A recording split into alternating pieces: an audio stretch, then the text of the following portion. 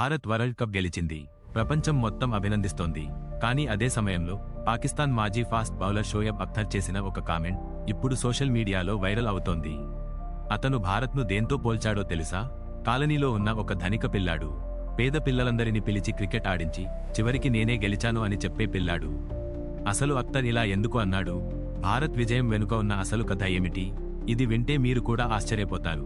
Cricket ప్రపంచంలో తన స్పీడ్తోనే కాదు, తన స్ట్రైట్ ఫార్వర్డ్ మాటలతో కూడా పేరుగాంచిన అఖ్తర్ భారత్ విజయం గురించి ఒక ఆసక్తికరమైన పోలిక చెప్పాడు.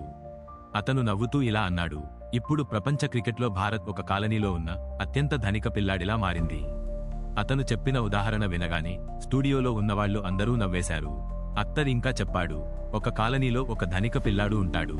అతని దగ్గర బ్యాట్ ఉంటుంది, బాల్ ఉంటుంది, మైదానం కూడా అతని దగ్గరే ఉంటుంది. అతను పక్కింటి పిల్లలందరినీ పిలుస్తాడు, రండి క్రికెట్ ఆడదాం అంటాడు. అందరూ కలిసి ఆడతారు.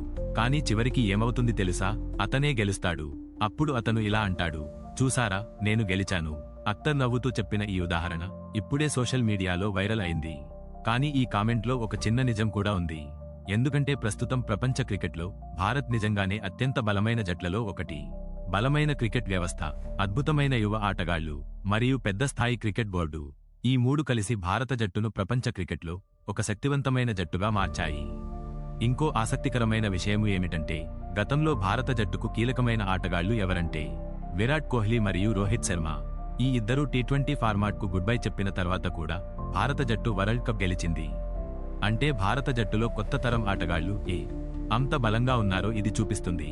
యువ ఆటగాళ్లు బాధ్యత తీసుకున్నారు, జట్టును ముందుకు నడిపించారు, చివరకు భారత్కు వరల్డ్ కప్ అందించారు. అందుకే చాలామంది క్రికెట్ విశ్లేషకులు ఒక మాట చెబుతున్నారు, భారత్ ఇప్పుడు కేవలం ఒక జట్టు కాదు, అది ఒక సిస్టమ్. ఈ సిస్టంలో కొత్త ఆటగాళ్లు వస్తారు, వాళ్లు అవకాశాలు పొందుతారు మరియు ప్రపంచాన్ని ఆశ్చర్యపరుస్తారు. అందుకే ప్రపంచ క్రికెట్లో భారత్ ఇప్పుడు ఒక ప్రత్యేక స్థాయిలో ఉంది. అఖ్తర్ చెప్పిన ఆ క్రికెట్ ఉదాహరణ వాస్తవానికి భారత క్రికెట్ బలం గురించి చెప్పిన మాటే. అందుకే చివరికి అతను కూడా భారత్ విజయాన్ని అభినందించాడు. ఎందుకంటే ఒక విషయానికి మాత్రం నిజం, ప్రపంచ క్రికెట్లో భారత్ను ఓడించడం ఇప్పుడు చాలా కష్టం. అందుకే అభిమానులు ఒక మాట చెబుతున్నారు, భారత్ ఇప్పుడు కేవలం మ్యాచ్లు గెలవడం కాదు, ప్రపంచ క్రికెట్పై ఆధిపత్యం చూపిస్తోంది. నిజమే కదా? మీరేమనుకుంటున్నారో కామెంట్ చేయండి. ఇలాంటి అనేక ఇంట్రెస్టింగ్ టాపిక్స్ కోసం మా ఛానల్ని వెంటనే లైక్, షేర్ మరియు సబ్స్క్రైబ్ చేయండి.